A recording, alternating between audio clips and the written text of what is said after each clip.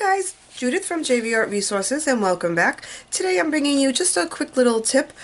This is from my artist tip series, and I asked one of my artist friends to please give me a tip that I could pass along to somebody just starting out in colored pencil. Something that you wish you knew when you first started out, or something that you learned as an artist that you wish you knew as a beginner. And these are things that I like to present to beginners because they really are very useful, and I've learned a lot from these tips myself. And today's tip comes from Cheryl Carberry. She's a good friend of mine on one of our Facebook groups, and her tip has to do with the value of tonal value. And what I mean by that is the highlights and shadows that make up your picture. If you are doing a colored pencil portrait and you don't have enough highlight in there and enough shadows, your picture is just going to look very flat. So it's very important. For some reason, everybody is really afraid to work heavy with the pencils. I myself did a portrait not too long ago and it wound up in the trash. I could not understand what was wrong with it, and it really had to do with value. As dark as I made some of the areas, it just wasn't dark enough. So that is something that you really need to practice, especially if you're a beginner. There's lots of great things out there on the web. Cheryl had given me a website. I don't have it up. I'm going to try and put it up on the link for you here. But if I don't get that, it's arttutor.com, and if you just search Art Tutor in YouTube, you will find it. And they have a couple of great tips on there, some practices that you can do. They have some grayscale charts that you could print out, like I did here. This is 3 shades: light, mid-tone, and dark.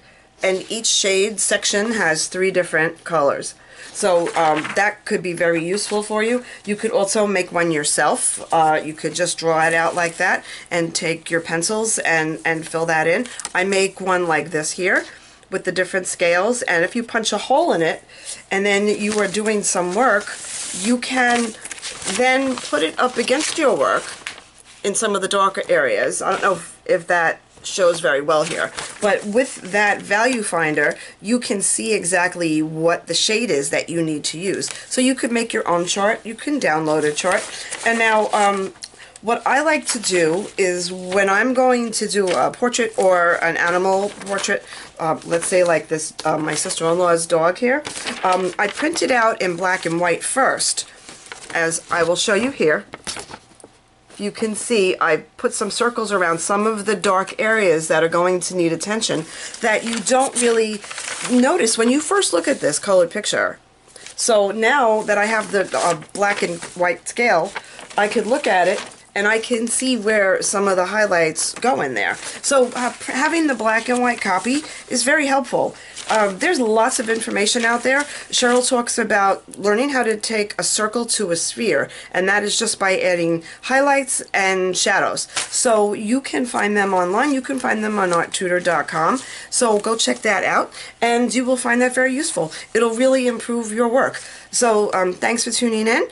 Please make time to create, like, share, and subscribe. Have a great day.